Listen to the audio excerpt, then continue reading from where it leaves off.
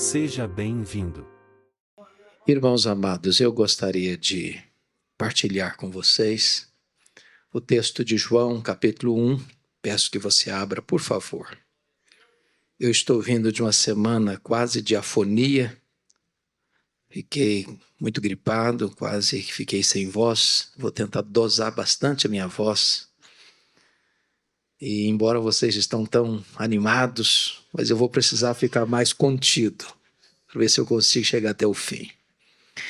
João capítulo 1, versos de 1 a 14.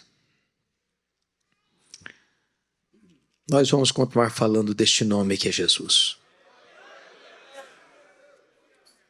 Antes da leitura desse texto, me permita dizer algo. Os estudiosos dizem que o Evangelho de João é a obra literária mais importante da história da humanidade. Talvez nenhuma obra jamais foi tão traduzida para outros idiomas e tão largamente distribuída como o Evangelho de João. Este evangelho foi escrito quando os demais evangelhos, Marcos, Mateus, Marcos e Lucas, já circulavam nas igrejas há mais de 20 anos. Este evangelho foi escrito quando todos os apóstolos, exceto João que o escreveu, já estavam mortos. E todos mortos pelo viés do martírio. Este evangelho foi escrito no final do primeiro século para defender a fé cristã de um ataque frontal que quase devasta a igreja nos 3 primeiros séculos. Uma heresia que surgiu chamada de gnosticismo, uma espécie de concubinato entre a fé judaica e a filosofia grega. Os gregos pensavam na época no chamado dualismo. Para os gregos, a matéria que você pega e apalpa era essencialmente má, e o espírito era essencialmente bom. Desta maneira, os gregos negavam a doutrina da criação, da encarnação e da ressurreição. Para a cabeça dos gregos, era impossível que Jesus Cristo fosse Deus e homem ao mesmo tempo. Porque se ele tinha um corpo físico, material, e ele tinha, e se para eles a matéria era essencialmente má, então para eles Jesus não podia ser essencialmente bom. Se ele não podia ser essencialmente bom, ele não podia ser Deus. Logo começa a se negar a divindade de Cristo no final do primeiro século. E João escreve este evangelho para defender uma tese. Qual tese? Jesus Cristo é verdadeiramente Deus, sem deixar de ser verdadeiramente homem. Ele não deixou de ser Deus ao se fazer homem, e ele não deixou de ser homem ao retornar para o céu como Deus. Então aqui, na introdução deste evangelho, dos versos de 1 a 14, e eu vou seguir a versão ARA atualizada, como que João abre as cortinas da eternidade, acende as luzes no palco da história para revelar-nos Jesus. E ele o faz assim.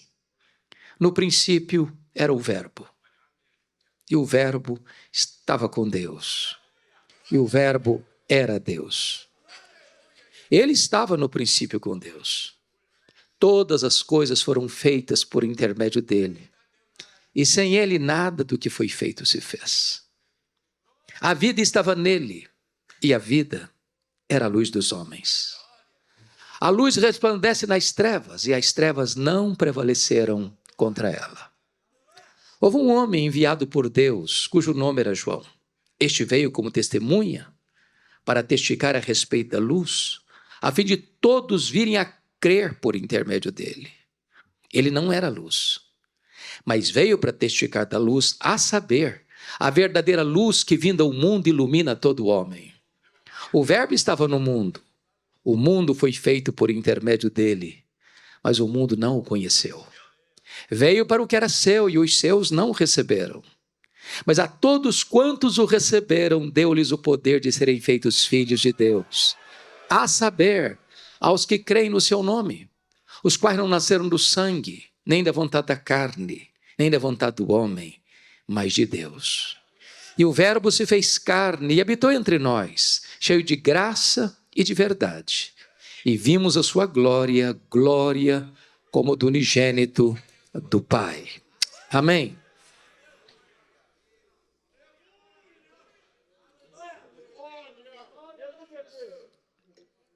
Quando João abre as cortinas da eternidade para revelar-nos Jesus, ele quase nos tira o fôlego, já de começo. Porque começa assim: no princípio era o Verbo. Vocês que têm uma boa noção da língua portuguesa, sabem que o verbo ser aqui não está no chamado pretérito perfeito ou no passado, mas no pretérito imperfeito. Ele não disse no princípio foi o verbo. Ele disse no princípio era o verbo. E significa que quando tudo teve um princípio, e a Bíblia diz no princípio criou Deus os céus e a terra, o verbo já existia.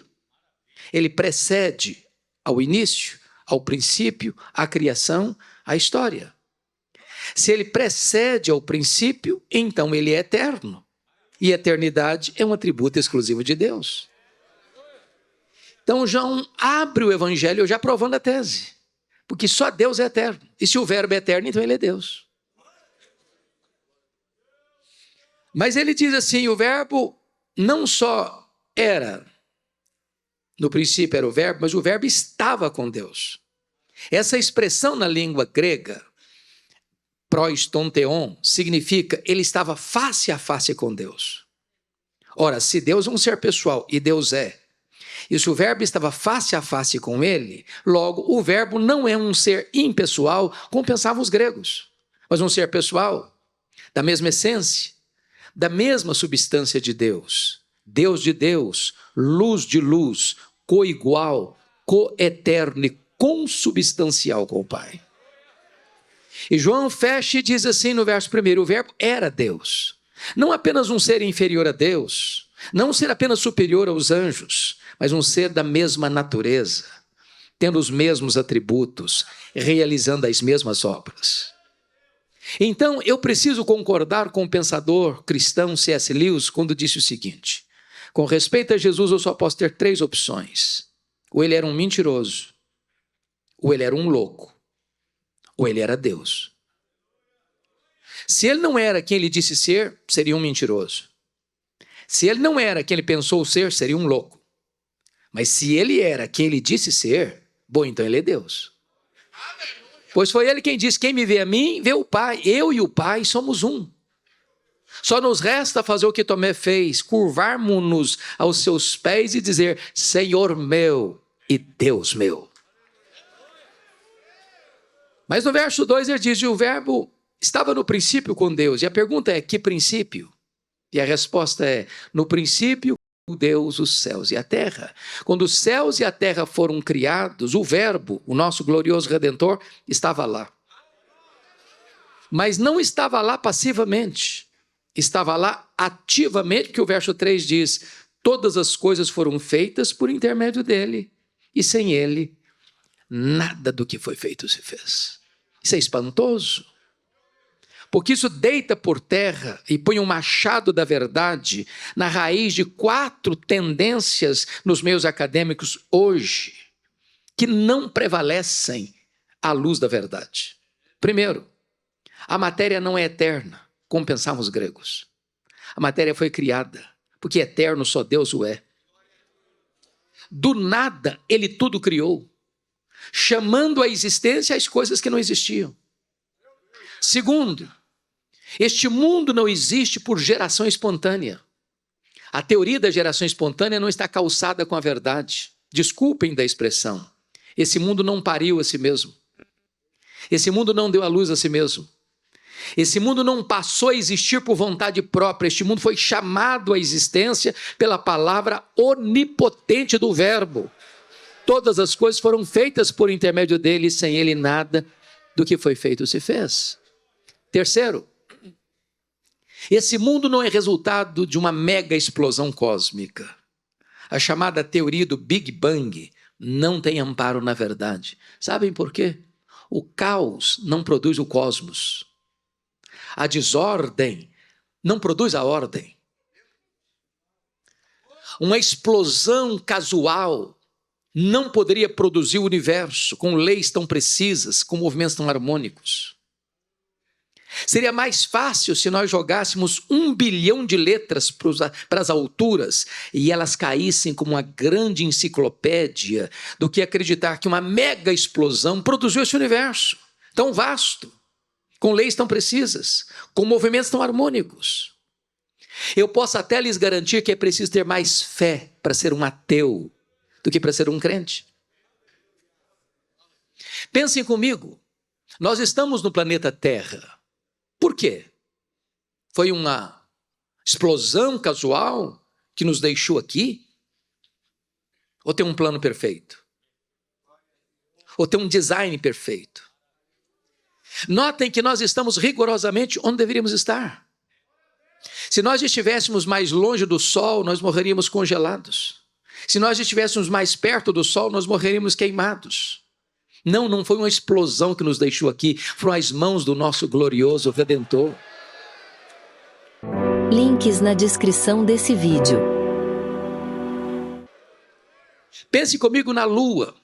Vocês sabem que a Lua é a faxineira do planeta Terra. Não houver a Lua com as suas fases, não haveria as marés dos oceanos. Se não houvesse as marés dos oceanos, as nossas praias se encheriam de lixo e a vida seria impossível no nosso planeta. Não foi o acaso que deixou a Lua na sua órbita, foram as mãos do nosso glorioso Redentor. Todas as coisas foram feitas por intermédio dele e sem ele nada do que foi feito se fez. Mas em quarto lugar, este texto prova que a chamada teoria da evolução não tem amparo na verdade. Este mundo não é resultado de uma evolução de milhões e milhões de anos. Em 1859, Charles Darwin publicava em Londres, na Inglaterra, o seu livro A Origem das Espécies. De lá para cá, essa chamada teoria da evolução tem sido ensinada nas escolas, desde o ensino fundamental ao pós-doutorado, com uma verdade científica. Falta-lhes, entretanto, a evidência das provas. Irmãos, criacionismo não é artigo de fé. Criacionismo não é artigo de religião. Criacionismo é artigo de ciência. Que o mundo foi criado, a ciência prova. O que nós cremos pela fé não é que o mundo foi criado. O que nós cremos pela fé é que o mundo que foi criado e a ciência prova foi criado pelo nosso glorioso Redentor. Então, nesta noite de um congresso tão bonito como este, nada mais importante do que à luz das Escrituras nós refletirmos quão grande é o nosso glorioso Redentor. Quão poderoso Ele é, quão majestoso Ele é, quão digno de honra e de glória Ele é.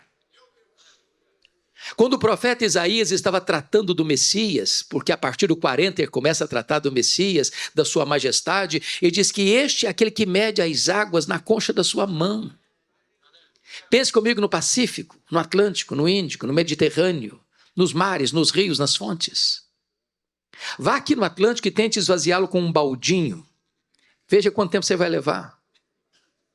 O seu glorioso Redentor mede as águas na concha da sua mão. O seu Redentor mede os céus a palmos. O seu glorioso Redentor espalha as estrelas no firmamento e por ser grande em força e forte em poder, quando a chama pelo nome, nem uma só delas vem a faltar. O seu glorioso Redentor olha para as nações da terra, as grandes potências econômicas e militares e considera todas elas como um pingo que cai num balde, como um pó numa balança de precisão, como um vácuo, como nada, como menos do que nada. Este é o nosso glorioso Redentor. Ora, pergunte a um astrônomo, por mais ilustre que ele seja, qual é o tamanho desse universo que ele mediu a palmos. Sabe qual é a resposta dele? Eu não sei. Mas quando ele diz eu não sei, ele não está confessando uma ignorância absoluta. É que nenhum homem, por mais sábio, culto que ele seja, ele é capaz de afirmar exatamente qual é o tamanho do universo. Isso é uma matéria em aberto. Mas você e eu sabemos de uma coisa, o universo não é infinito. Porque infinitude é um atributo exclusivo de Deus. Porém, o que os cientistas já sabem e afirmam é que o nosso universo tem mais de 93 bilhões de anos-luz de diâmetro. E o que significa isso? Significa que se você voasse à velocidade da luz, 300 mil quilômetros por segundo, nessa velocidade, você demoraria mais de 93 bilhões de anos para ir de uma extremidade à outra do universo. Pois não há 1 centímetro desse universo onde o nosso glorioso Redentor não possa dizer: eu criei isso aqui, eu sou dono disso aqui e eu estou aqui. Este é o nosso glorioso Redentor. Pergunte a um astrônomo quantas estrelas existem. Sabe qual é a resposta dele? Eu não sei. O que eles já sabem e afirmam é que há mais estrelas no firmamento do que todos os grãos de areia de todas as praias e desertos do nosso planeta. Vá um dia à praia, encha a concha da sua mão de areia, leve para casa e bote numa tábua de vidro e tenha paciência de contar quantos grãos de areia você consegue botar na concha da sua mão. Nessas férias eu fui fazer esse exercício. Eu fui à praia, enchi a concha da mão e comecei a contar. 1, 2, 10, 50, 100, 200, 300, 400. Eu parei. Não tinha contado ainda um dedo de areia. Pois há mais estrelas no firmamento que todos os grãos de areia de todas as praias e desertos do nosso planeta. E o nosso glorioso Redentor não apenas criou todas elas, ele batizou cada uma delas pelo nome. E por ser forte em força e grande em poder, quando a chama pelo nome, nenhuma só delas vem a faltar. Este é o nosso glorioso Redentor. Todas as coisas foram feitas por intermédio dele, e sem ele nada do que foi feito se fez. Mas agora eu chego no verso 4 e nos tira o fôlego de novo, porque ele diz assim: a vida estava nele, e a vida era a luz dos homens. O que significa isso? Significa que tudo o que existe só existe porque recebeu vida dele. Anjos, homens, animais, o universo, enfim. Mas ele é autoexistente. Alguém pergunta: mas quem criou Deus? Resposta: ninguém. Ele não foi criado, ele é o Criador. Alguém pergunta: mas quando ele passou a existir? Resposta: ele não passou a existir, ele é o Pai da eternidade. O simples fato de você e eu estarmos aqui hoje é prova que ele existe. Porque Paulo diz: nele vivemos, nos movemos e existimos. Ele é quem nos dá a vida, a respiração e tudo mais. Se ele fechar a torneira do oxigênio, você e eu caímos e viramos pó. Ele é o doador da vida. Ele é o mantenedor da vida. Ele é quem dá a vida, ele é quem tira a vida, ele é quem preserva a vida. Ele é a vida. E o texto diz: e a vida era a luz dos homens, e a luz resplandece nas trevas, e as trevas não prevaleceram contra ela. Isso é espantoso, sabe por quê? Nem você, nem eu, jamais vimos, jamais veremos, nem aqui, nem em qualquer lugar ou em qualquer tempo, a luz ter medo das trevas. Por menor que seja a luz e por mais trevosa que seja a treva, quando a luz chega, a treva tem que ir embora. Sabe o que significa isso? Não tem páreo para Jesus. Ninguém ameaça Jesus. Ninguém põe Jesus em risco, ninguém põe Jesus em perigo. Jesus nunca vai ficar constrangido sem saber o que fazer. Ele tem todo o poder, ele tem todo o controle, ele tem toda a autoridade, ele tem todo o domínio. Aonde ele chega, chega a luz. Aonde ele chega, chega a cura. Onde ele chega, chega a liberdade. Onde ele chega, chega a salvação. Onde ele chega, o diabo tem que bater em retirada. Aonde ele chega, a resposta chegou, a solução chegou, porque ele é a luz, e a luz resplandece nas trevas, e as trevas não prevaleceram contra ela.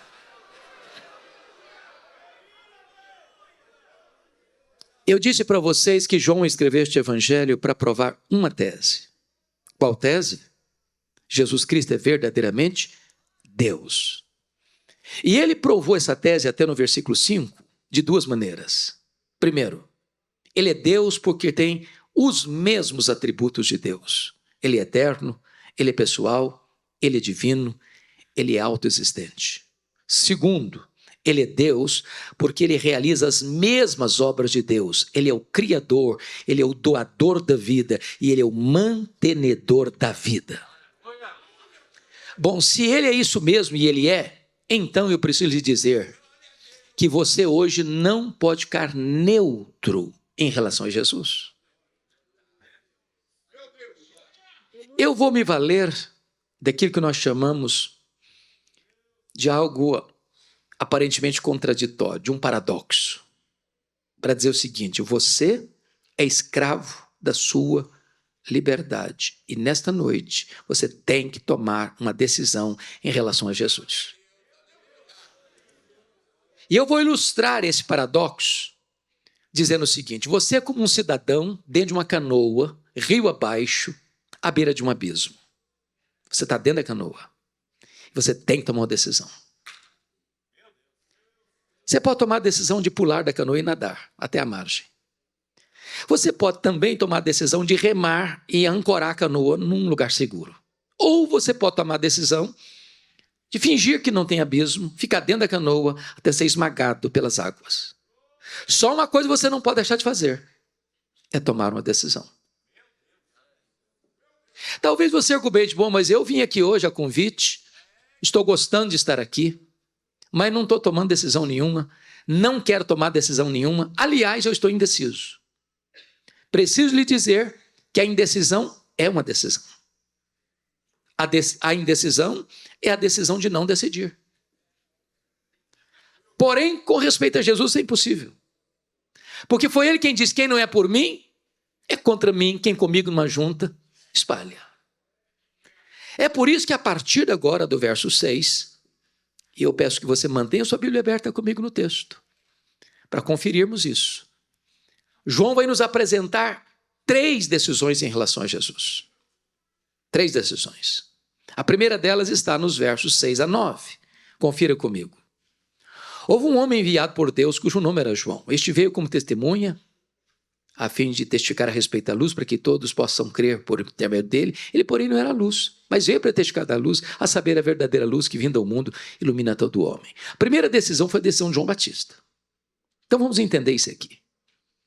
Diz a Bíblia que entre Malaquias e João Batista, o último profeta do Velho Testamento e João Batista, tem um período de 400 anos. Nós chamamos esse período de silêncio profético, ou período interbíblico. Havia templo, havia música, havia festa, havia sacrifícios, mas não havia palavra de Deus. Diz a Bíblia que 400 anos depois de Malaquias, veio a palavra do Senhor a João no deserto. E João percorreu toda a circunvizinhança do Jordão, pregando o batismo de arrependimento para a remissão de pecados. E as multidões fluíam das cidades, das vilas, das aldeias, para o deserto, para ouvir João Batista. Lá estavam os fariseus, os saduceus, os escribas, os soldados, os publicanos, coletores de impostos. E diz Lucas 3 que de repente esta grande multidão começa a cogitar algo. E esta cogitação se transforma numa pergunta sedutora e perigosa, que beija os ouvidos de João Batista com aquela voz aveludada do sibilo da serpente. E a pergunta era esta: porventura, tu não és o próprio Cristo? Olha a tentação aí, olha o perigo aí, olha a tentativa de botar um homem no pedestal aí. Se João Batista tivesse engolido aquela isca venenosa, ele poderia ter pensado: bom, pensando bem, eu acho que eu sou um fenômeno. Tem 400 anos que nunca ninguém viu isso. Se João Batista tivesse engolido aquela isca venenosa, ele podia pensar: se eu me declarar Messias aqui, o povo já tem do meu lado. Mas ele não engoliu a isca venenosa, não. Ele disse: eu não sou o Messias, eu vim preparar o caminho do Messias. Eu não sou o verbo, eu sou apenas uma voz que clama no deserto. Eu não sou a luz, eu aponto para Jesus e digo: esta é a verdadeira luz que vinda ao mundo e ilumina todo homem. Links na descrição desse vídeo. Eu não sou o Cordeiro, eu aponto para Jesus e digo: eis o Cordeiro de Deus que tira o pecado do mundo. Eu não sou o noivo, eu sou apenas amigo do noivo. Eu batizo com água, mas aquele que vem depois de mim é mais poderoso que eu, e ele vos batizará com o Espírito Santo e com fogo. Eu não sou sequer digno de me curvar, desatar as correias das suas sandálias. Eu tenho um lema de vida: convém que ele cresça e que eu diminua. O que o texto está nos ensinando aqui, irmãos, é uma verdade muito simples, mas essencial. Nunca queira receber a glória que só pertence a Jesus. Ele não divide a sua glória com ninguém. Toda glória dada a homem é glória vazia, é vanglória, é idolatria, é abominação para Deus. A segunda decisão, confiram comigo, por favor, está nos versos 10 e 11. É a rejeição de Jesus. O Verbo estava no mundo, o mundo foi feito por intermédio dele, mas o mundo não o conheceu.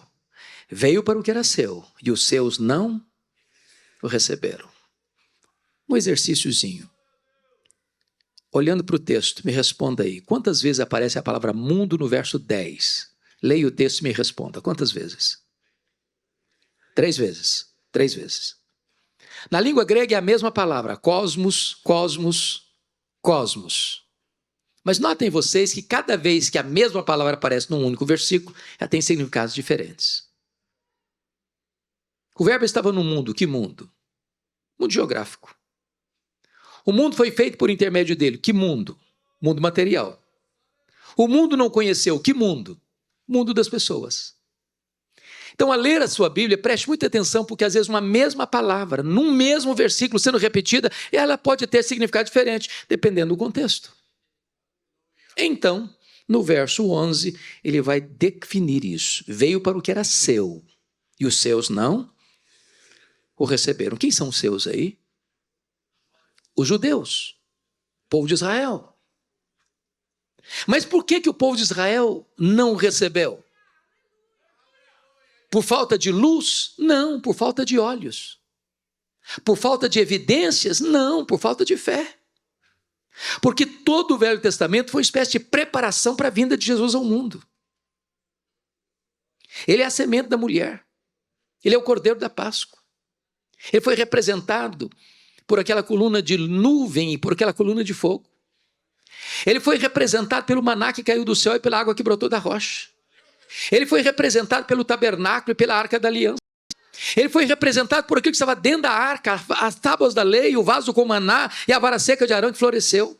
Ele foi representado pelo templo, ele foi representado pelas festas, ele foi representado pelos sacrifícios, ele foi representado pelo sábado. Tudo isso era sombra dele, ele é a realidade. Então diz a Bíblia que na plenitude dos tempos ele veio, nascido de mulher, nascido sob a lei, para ser o nosso Redentor. O Verbo se fez carne e ele andou por toda parte fazendo bem, libertando os oprimidos do diabo. Os cegos viram, os mudos falaram, os surdos ouviram, os coxos andaram, os leprosos foram purificados, os mortos ressuscitaram, mas os seus não o receberam. Sabe o que é doloroso? Eu tenho levado caravanas a Israel todo ano. E você vai lá no Muro das Lamentações. E você vê crianças, adolescentes, adultos, velhos, homens, mulheres, orando fervorosamente, aguardando o Messias chegar. O Messias que já veio há 2000 anos em Jesus de Nazaré. A venda ainda está posta nos olhos. Quantas pessoas que ouvem falar de Jesus, têm evidências de quem é Jesus, do que ele fez, de que ele morreu, de que ressuscitou, de que está vivo, que está no trono e que vai voltar. Mas os olhos estão fechados. E a Bíblia pergunta: como escaparemos nós se negligenciarmos tão grande salvação? Mas vem então a terceira decisão nos versos 12 e 13, confiram comigo. É a aceitação de Jesus. Mas a todos quantos o receberam, deu-lhes o poder de serem feitos filhos de Deus, a saber, aos que creem no seu nome, os quais não nasceram do sangue, nem da vontade da carne, nem da vontade do homem, mas de Deus. Chama a atenção dos meus amados, que são pregadores, que são estudiosos da Bíblia, que ministram a palavra de Deus. Sempre que você estiver lendo a sua Bíblia, preste atenção no que nós chamamos em português de conjunção adversativa. Mas, porém, entretanto, todavia, entre mentes. Estas palavras contrastam o que foi dito antes com o que ele vai dizer agora.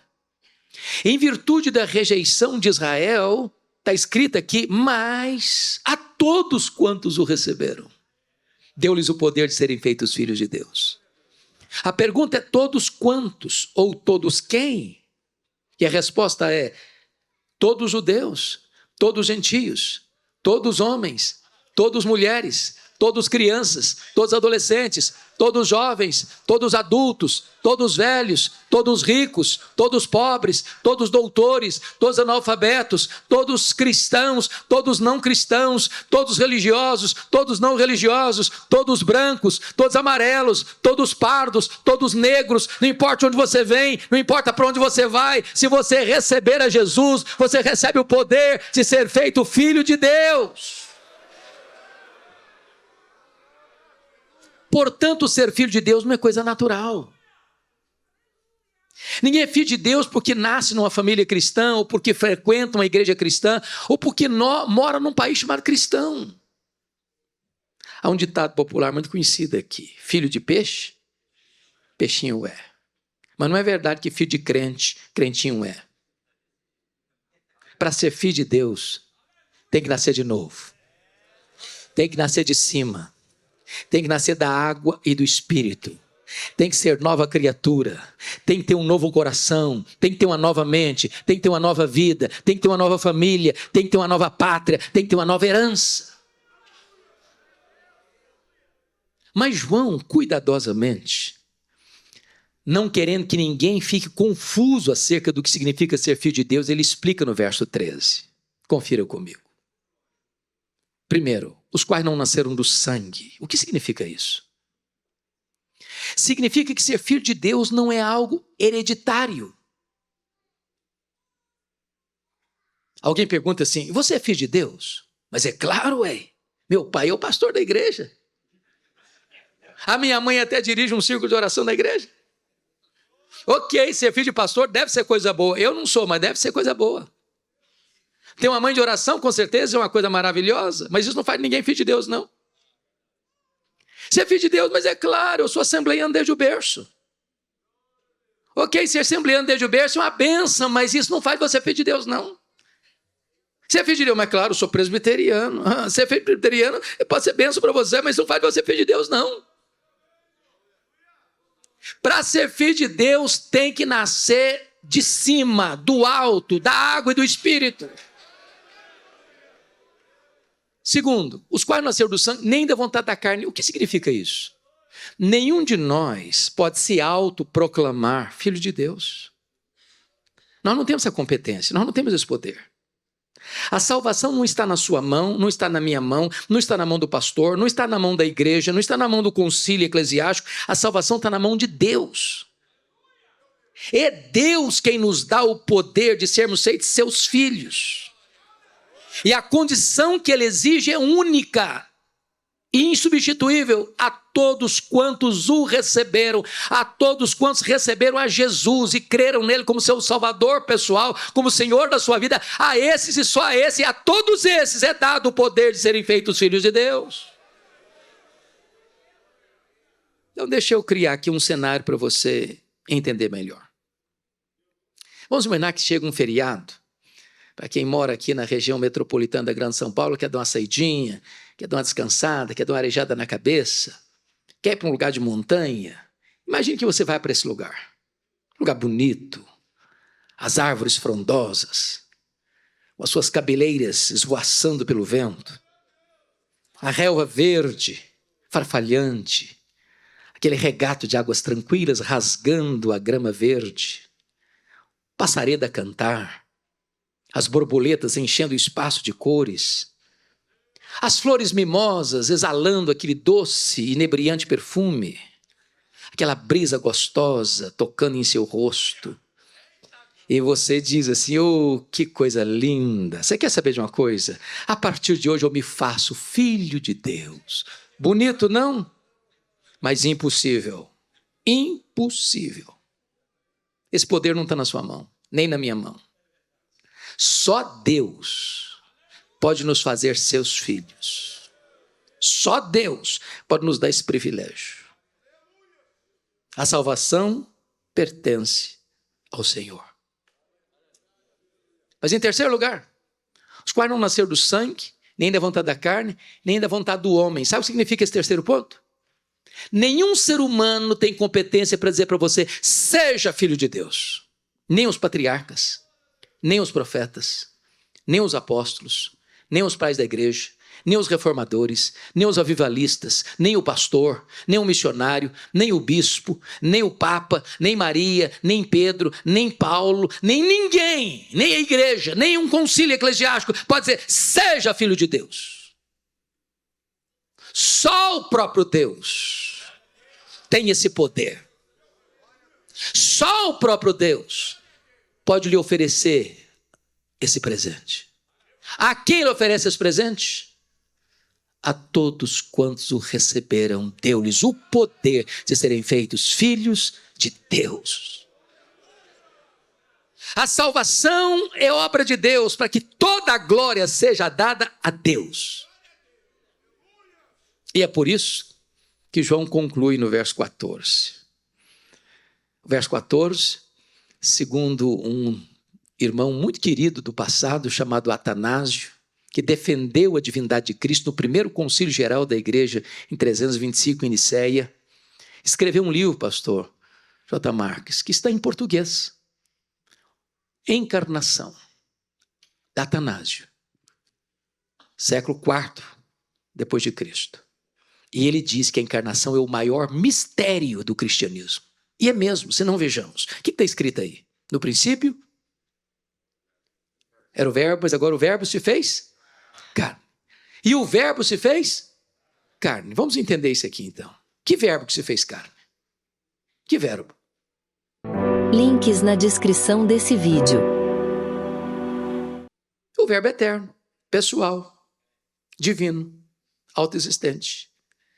O verbo que é Deus, imenso, infinito, eterno, imutável, onipotente, onipresente, onisciente, transcendente, soberano. Numa linguagem bíblica, nem os céus dos céus pode contê-lo. E agora diz a Bíblia, lá em Filipenses 2,6, que ele a si mesmo se esvaziou. Ele não foi esvaziado, ele se esvaziou. Mas se esvaziou até quanto?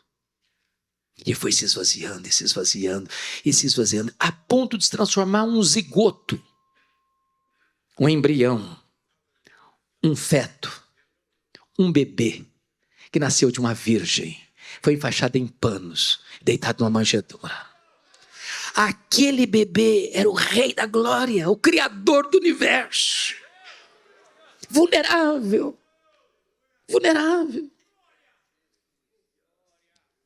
Que vestiu pele humana, calçou sandálias da humildade, pisou o nosso chão, comeu o nosso pão, bebeu a nossa água, chorou a nossa lágrima, sentiu a nossa dor.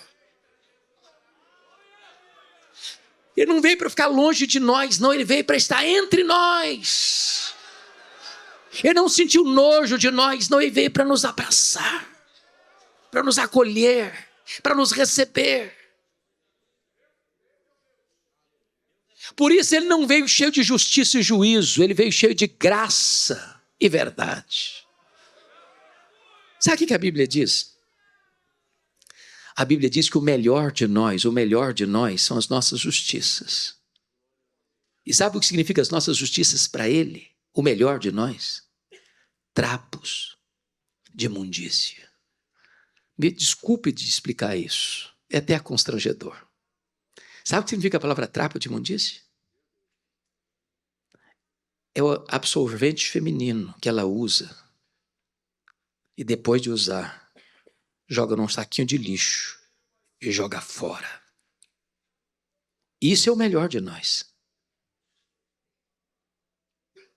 E a pergunta é, e o pior de nós, o que seria? E o pior de nós? Por isso ele veio cheio de graça. Graça. Ele nos apanhou arruinados, sujos, contaminados, depravados, condenados, mortos nos nossos delitos e pecados. E ele nos deu vida, ele nos limpou, ele nos lavou, ele nos transformou, ele nos restaurou, ele nos embelezou com a sua glória, com a sua justiça, e ele nos fez assentar com ele nas regiões celestes, acima de todo principado e potestade. E agora você é filho de Deus, você é herdeiro de Deus, você é co-herdeiro com Cristo, você é membro da família de Deus.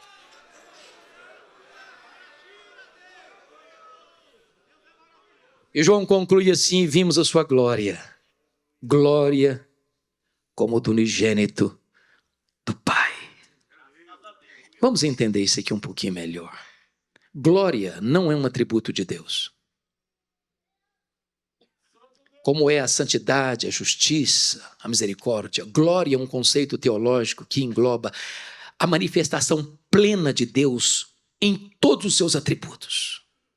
É a Shekinah de Deus, é o brilho, a manifestação de Deus. Quando Deus mandava um profeta lá no Velho Testamento, via de regra, esse profeta apontava de forma enfática para um atributo. Por exemplo, Isaías enfatizou a santidade, Oséias enfatizou a misericórdia, Amós enfatizou a justiça. Mas quando Jesus veio, não veio para enfatizar este ou aquele atributo, ele veio para revelar Deus no sentido pleno. Sabe por quê? Ele era a exata expressão do ser de Deus. Ele era o resplendor da glória. Nele habitou corporalmente toda a plenitude da divindade. Por isso ele pode dizer: quem me vê a mim, vê o Pai, porque eu e o Pai somos um. Está provada a tese de João, ele é Deus. Mas eu não posso terminar sem trazer duas reflexões complementares. Eu disse para vocês que João escreveu este evangelho para provar uma tese. Qual tese? Jesus Cristo é verdadeiramente Deus. E ele usou dois métodos para provar a tese. Primeiro, ele é Deus porque tem os mesmos atributos de Deus. Segundo, ele é Deus porque ele faz as mesmas obras de Deus. O que é interessante é que a mesma metodologia que João usou na introdução, ele vai usar no restante do evangelho. O que ele vai fazer? João vai selecionar 7 milagres. E o último versículo deste evangelho diz que se todos os sinais fossem registrados, não caberia no mundo dos livros. Mas ele seleciona 7. Por que 7? É o número da perfeição. Para quê? Para provar uma coisa: se ele faz as mesmas obras de Deus, logo ele é Deus. Primeiro milagre, capítulo 2, ele transforma água em vinho. Segundo milagre, capítulo 4, ele cura o filho do oficial. Terceiro milagre, capítulo 5, ele cura o paralítico de Betesda. Quarto milagre, capítulo 6, ele multiplica pães e peixes. Quinto milagre, capítulo 6, ele anda sobre o mar.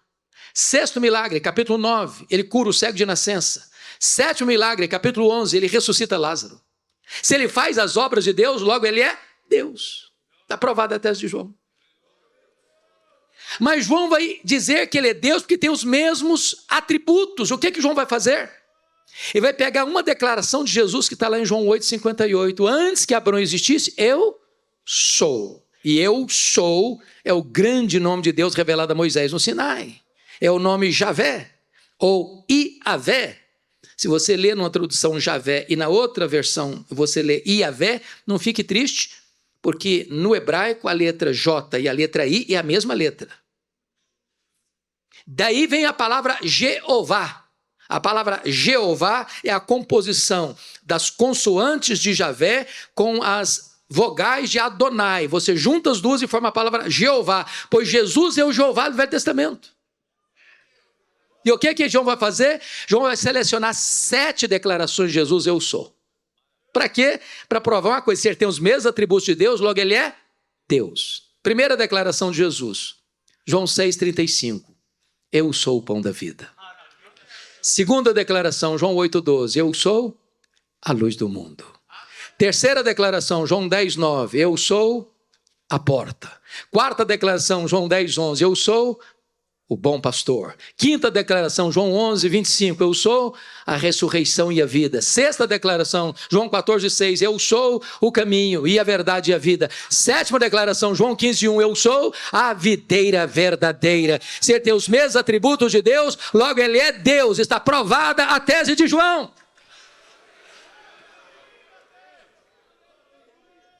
Mas a segunda coisa que eu quero terminar com ela, há um grande mistério aqui para mim.